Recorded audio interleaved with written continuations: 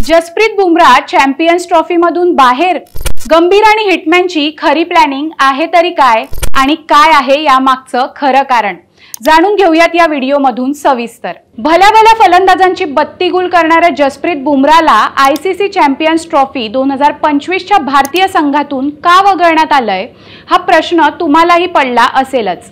तर त्याचं उत्तर जाणून घेण्यासाठी आपल्याला बीजीटी म्हणजेच बॉर्डर गावस्कर ट्रॉफीच्या फ्लॅशबॅक मध्ये जावं लागेल। नमस्कार, मी संयुक्ता सातपुते आणि आपण पाहताय साम टीव्ही डिजिटल। बॉर्डर गावस्कर ट्रॉफीच्या शेवटच्या कसोटीत बुमराहच्या पाठीला दुखापत झाली होती। अचानक सामन्यादरम्यानच त्याला हॉस्पिटलमध्ये स्कॅनिंगसाठी नेलं गेलं, त्यामुळे शेवटच्या दिवशी तो मैदानात उतरलाच नाही।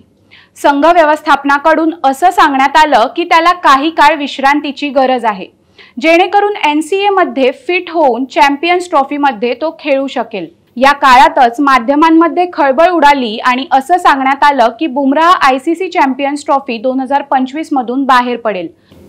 तर काही रिपोर्ट्समध्ये असंही म्हटलं गेलं की बुमराह पुन्हा फिट होऊन कमबॅक करेल।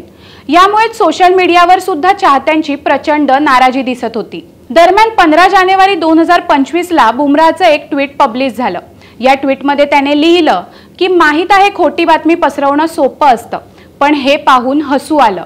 स्रोत अविश्वसनीय आहेत, परंतु भारत इंग्लंड एकदिवसीय मालिकेच्या आधी पत्रकारांकडून जेव्हा बुमराहविषयी प्रश्न केला गेला, तेव्हा कर्णधार रोहित शर्माने सांगितलं की त्याची फिटनेस बघून त्याला इंग्लंड सोबतच्या शेवटच्या सामन्यात खेळवता येईल।